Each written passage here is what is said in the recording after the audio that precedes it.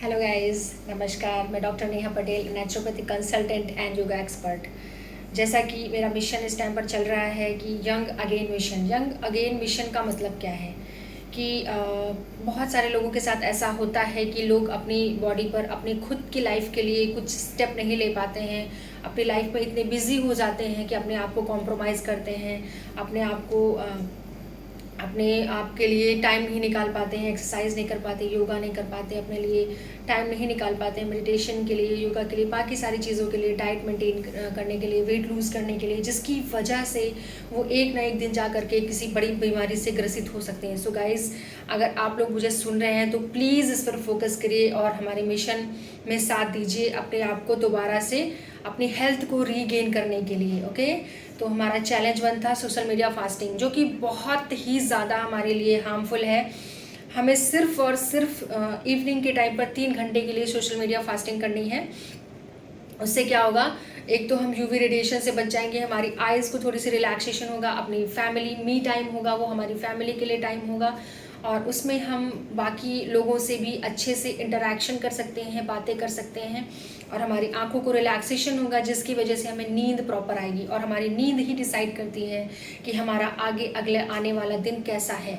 So guys, उस पर आप फोकस करेंगे। And challenge number 2, that is consciously कम बोलना, जानबूझकर कम बोलना। एक होता है कम बोलना इग्नोरेंस के कारण या एटीट्यूड के कारण। नो गाइज, हमें यहाँ पर कॉन्शियसनेसली हमें जानबूझकर कम बोलना है। अगर आपसे कोई बकवास कर रहा है, आपको कोई सुना रहा है, तो हमें उस पर रिएक्ट नहीं करना है, हमें चुप रहना है वहाँ पर, और अपने गहन चिंतन और अपने थॉट्स प्रोसेस के द्वारा हमें उस पर गहन चिंतन करना है। उसके बाद सोच समझकर हमें उसका जवाब देना है, चुप हो जाना है, तो वही हमारे लिए बेहतर होगा।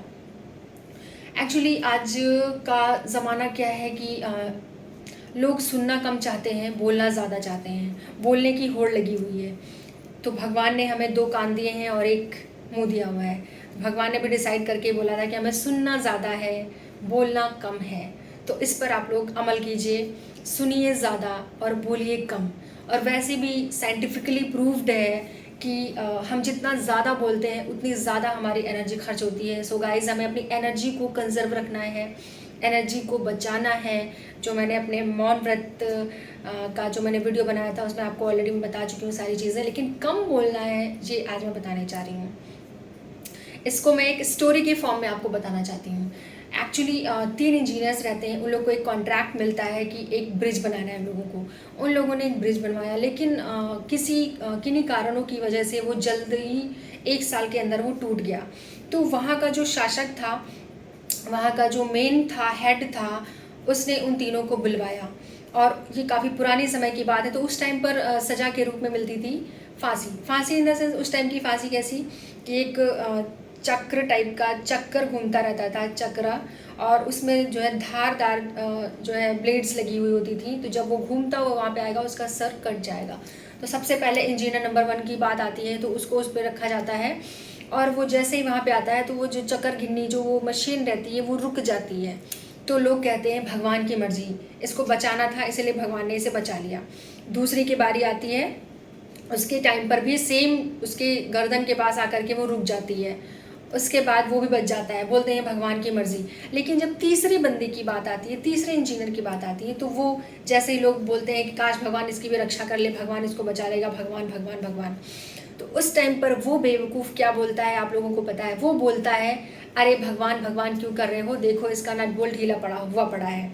तो राजा को उसने खुद ही, अब ज़्यादा बोलने वाला इंसान यही करता है कि अपने पैरों पे कुल्हाड़ी वो खुद ही मारता है।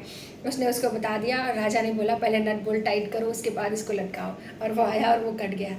तो इस तरह से ज़्यादा बोलने वालों को हमेशा हमेशा उनको हार्म्स ही होने हैं, हानि ही होनी है, लाभ कभी नहीं मिलना है। सो गाइस, हमें कम बोलना है, अपनी एनर्जी को बचाना है, और अपनी डिसीजन मेकिंग पावर को बढ़ानी है। ओके, जैसे कि किसी स्पेशलिस्ट होता है कोई, या सेलिब्रिटीज़ होते हैं, वकील होते हैं, सब लोग बोलने के पैसे लेते हैं। तो हम क्या फालतू हैं? हम क्यों बोलें? कोई नहीं बोलेगा। जब समय पड़े आप लोगों से आपसे कोई आग्रह करे तब आप बोलो। ऐसे बोलने के लिए फालतू में एनर्जी वेस्ट करना क्यों हमें है? हमें एनर्जी नहीं वेस्ट करनी है, कंजर्व करनी है उसको, ताकि वो और चीज़ों में और हमारा जो हम जितना कम बोलेंगे ना उतना ज़्यादा जो हमारा दिमाग है वो तेज़ होगा। बिकॉज जो हमारी थॉट प्रोसेस है, जो हमारे विचार हैं वो हमारे अंदर वो गहन होते जाएंगे, वो हमारी सोच उतनी मजबूत होती जाएगी, हम उतना ज़्यादा चिंतन कर पाएंगे किसी भी टॉपिक या सब्जेक्ट से रिलेटेड। तो उससे क्या होगा, हमारा ब्रेन पावर, हमारी मेमोरी पावर, हमारी शार्प होगी मेमोरी। ओके। और वैसे भी कहा ही गया है कि बोलने के लिए तो दुनिया में लाखों शब्द हैं, बोलने के लिए तो दुनिया में लाखों शब्द हैं, लेकिन मौन रहना उसका सबसे अच्छा जवाब है। क्योंकि बोलता तो हर कोई है, मौन रहना एक साधना है जो हर कोई नहीं कर सकता। सो गाइस, हमें कम बोलना है और अपने दिमाग को तेज़ करना है और अपनी मेमोरी पावर को शार्प करना है और अपनी एनर्जी को कंजर्व करना है और मेरे चैलेंज नंबर 2 को पूरा करना है। ओके।